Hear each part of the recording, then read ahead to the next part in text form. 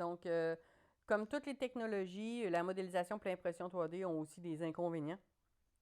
Donc, premièrement, on a la complexité des logiciels.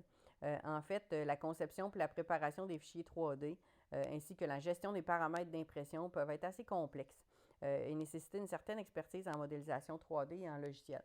C'est certain qu'il y en a des plus simples qui sont dans le fond, utilisables par n'importe qui avec un minimum de pratique et de formation. Mais il y en a qui sont vraiment très complexes et qui nécessitent plus qu'une courte formation pour les utiliser. On a des pièces de moins bonne qualité, surtout pour le filament fondu. Les pièces peuvent gauchir, se rétracter ou avoir des défauts de surface. Alors, ce n'est pas nécessairement la, la méthode de fabrication qui est la meilleure pour certains articles.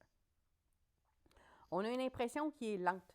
Donc, même si le processus de conception, validation, fabrication, lui, est plus rapide, l'impression en elle-même est assez longue.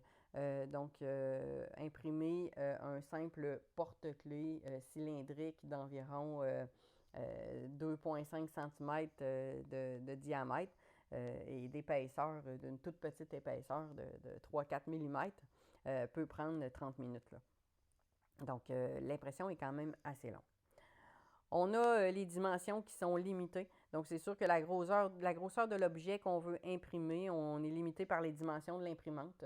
Donc, plus une imprimante est grosse, bien, plus on peut faire des objets qui sont gros. Mais lorsque les imprimantes sont plus petites, souvent c'est ce qu'on a à la maison ou à l'école, bien, les dimensions, on est limité un petit peu dans la grosseur des objets.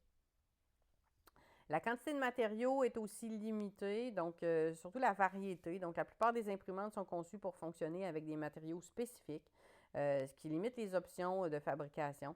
Et de nombreux matériaux peuvent être coûteux.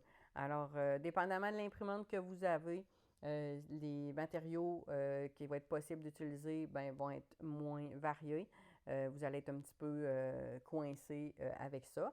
D'autres matériaux peuvent être très chers. Lorsqu'on veut avoir une imprimante qui va être plus polyvalente, souvent il faut payer plus cher pour avoir des matériaux qui vont aussi coûter plus cher.